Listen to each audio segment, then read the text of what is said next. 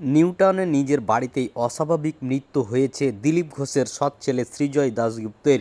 তার মৃত্যুর পর থেকে একাধিক বিষয় নিয়ে জলঘোলা হয়েছে। কখনো উঠে এসেছে তার একাকিত্বের কথা, কখনো উঠে এসেছে ব্যক্তিগত সম্পর্কের কথা।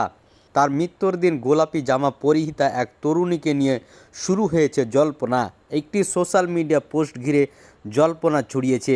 তৃণমূল নেতা কুণাল ঘোষ সেই পোস্ট নিয়ে কথা বলেছেন, নিজের সোশ্যাল মিডিয়ায় সেটি পোস্ট করেছেন। রিঙ্কু মজুমদারের ঘনিষ্ঠ পরিচয় দিয়ে ওই অ্যাকাউন্ট থেকে বলা হয়েছে, প্রীতম আইটি সেক্টরে কর্মরত ছিলেন।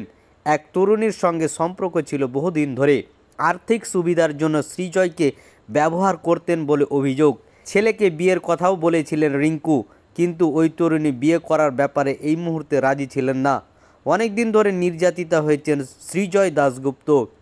সোমবার রাতে বাড়িতে পার্টির আয়োজন করা হয়েছিল, সেখানে ওই তরুণী হাজির ছিলেন বলে জানা যায়। সম্পর্কের জটিলতায় তথ্যটিও উঠে এসেছে।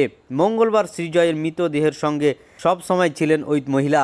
তার মৃত্যুর আসল কারণ এখনও সামনে না আসলেও প্রাথমিক রিপোর্টে জানা গিয়েছে স্নায়ু রোগে আক্রান্ত ছিলেন তিনি। বেশ কয়েকদিন ধরে ওষুধ খাচ্ছিলেন বলে জানা গিয়েছে। মঙ্গলবার নিউটনে নিজের ফ্ল্যাটে অচৈতন্য অবস্থায় উদ্ধার হয় দিলীপ ঘোষের স্ত্রী রিঙ্কু মজুমদারের প্রথম পক্ষের ছেলে প্রীতম দাশগুপ্তকে।